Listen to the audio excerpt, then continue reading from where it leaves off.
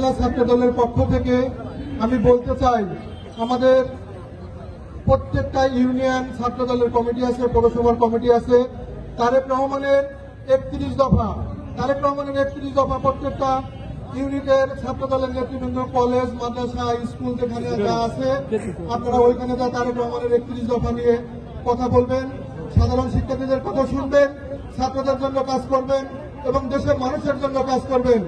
আমি আরো একটি কথা বলতে চাই, আমরা গত কয়েকদিন হলো এই যে 12 জন নেতা কারাবরণ করলাম, অমক নেত্রী তমক নেতা গাজীপুরে এমপি নির্বাচন করতে চায়, তারা আমাদের কোনো খোঁজ খবর নিলেন না।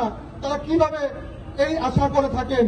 গাজীপুরে আমাদের জন্য জনাব মোহাম্মদ সেলিম রেজা, আব্দুল সালাম ছাড়া এবং বিএনপির এই ইউনিটের যারা নেতৃবৃন্দ আছে সকল নেতৃবৃন্দ ছাড়া আমাদের কথা বলতে চাই।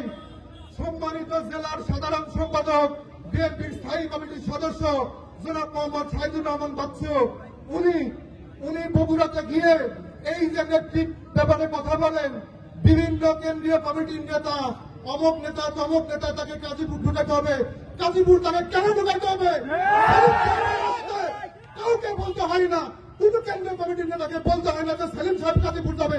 উনি গাজীপুরে একাই সহাবস্থান করেন এবং ছাত্রদল, যুবদল, বিএনপি যত নেতৃবৃন্দ আছে তার পক্ষে একসাথে কাজ করেন। আজকে তলব যাবে কেন? অমক নেত্রী তমক নেত্রী কেন্দ্রীয় নেতাদের সাথে তার কোন অবস্থান নাই বিদায় এনারা আজকে ওইভাবে অ্যাডভাইস করেন। গাজীপুরের সেলিম সাহেব ছাড়া কাউকে আমরা গাজীপুরে ঢুকতে দিব না। আমি এই বাংলাদেশ